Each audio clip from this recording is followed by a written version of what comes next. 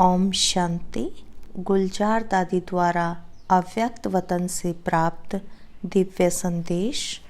Title है साकार के श्रृंगार का प्रैक्टिकल स्वरूप अव्यक्त स्थिति बनाकर दिखाओ। आज जब वतन में गई तो जैसे ही हम पहुंची तो बाप दादा सामने थे ही, लेकिन क्या देखा कि ब्रह्मा बाबा के गले में ढेर की ढेर मालाएं पड़ी हुई थी। फिर भी बाबा ने कहा, यह माला उतार कर देखो। माला उतारी तो कोई बड़ी माला थी, कोई छोटी। हमने कहा, बाबा इसका रहस्य क्या है? बाबा बोले, बच्ची यह सभी उल्हनों की माला है, क्योंकि बच्चे जब एकांत में बैठते हैं तो बाबा को स्नेह में उल्हना ही देते हैं। हर एक बच्चे ने बाप को उल्हनों की माला जरूर पहनाई है। बाबा ने कहा, बच्चों को ड्रामा भल याद है, लेकिन प्यारे ते प्यारी चीज़ तो ज़रूर है।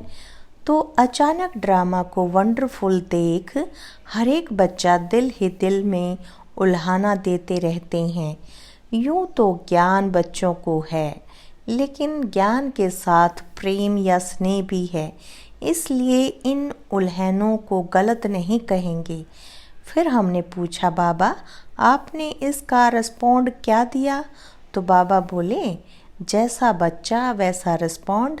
बाबा ने कहा, मैं भी रिस्पॉन्ड में बच्चों को उल्हनों की माला ही पहनाता हूँ। वह कौन सी? फिर बाबा ने सुनाया, जो बाप की आस बच्चों में थी वह साकार रूप में बाप को नहीं दिखलाई, जो अब अव्यक्त रूप में दिखलानी है। बाबा ने कहा, यह उल्हना भी मीठी रूह रूहान है, यह भी एक खेलपाल बच्चों का है। साकार रूप में जो बाप दादा ने श्रृंगार कराया वह अब अव्यक्त वतन में बाप दादा देखेंगे। यह सीन पूरी हो गई। फिर भोग स्वीकार कराया। फिर मैंने बाबा से पूछा, बाबा आप सारा दिन वतन में क्या करते हो? बाबा ने कहा, चलो मैं तुमको वतन का म्यूज़ियम दिखलाऊं। तुम तो म्यूज़ियम बनाने के पहले प्लान बनाते हो, बाबा का म्यूज़ियम तो 1 सेकंड में तैयार हो जाता है। फिर क्या देखा, एक बहुत बड़ा हॉल था। एक ही हॉल में हम बच्चे ढेर की ढेर मांडलों के रूप में खड़े थे। हमने कहा, बाबा यह तो हम ही म्यूज़ियम में खड़े हैं। बाबा ने कहा, बच्ची बाबा का म्यूज़ियम यही है।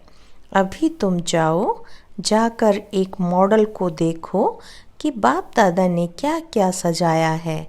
जैसे आर्टिस्ट मूर्ति को सजाते हैं, तो बाबा ने कहा, देखो बाप दादा ने क्या क्या सजाया है।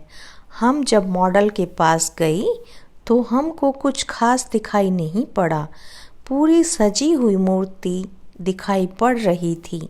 बाबा ने कहा, जो मोटा श्रृंगार है वह तो साकार में ही बच्चों का करके आए हैं, परंतु अब अव्यक्त रूप में क्या सजा रहे हैं? सभी श्रृंगार तो हैं, जेवर भी हैं, परंतु जेवर के बीच में नग लगा रहे हैं। बाबा के कहने के बाद कोई कोई में जैसे एक्स्ट्रा नग दिखाई पड़े।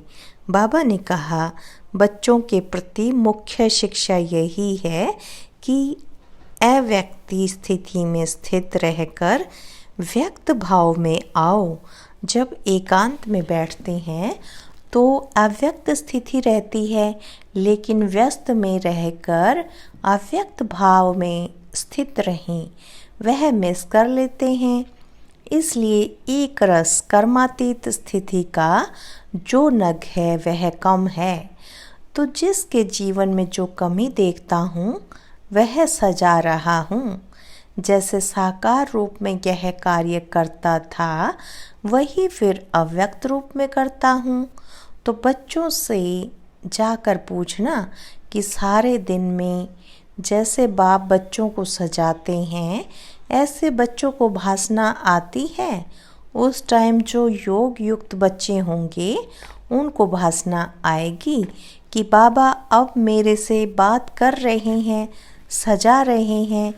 जैसे मैं अव्यक्त वतन में बच्चों से मिलता बहलता रहता हूँ, अव्यक्त रूप वाले बच्चे यह अनुभव कर सकते हैं।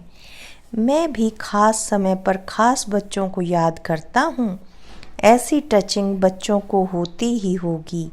मैंने कहा, बाबा आप सभी को अव्यक्त वतन में क्यों नहीं बुला लेते? यहाँ ही बड़ा सेंटर खोल दो। अभी तो सभी बच्चे उपराम हो गए हैं। बाबा ने कहा, यह उपराम अवस्था होनी ही चाहिए, हमेशा तैयार रहना चाहिए। यह भी याद की यात्रा को बल मिलता है।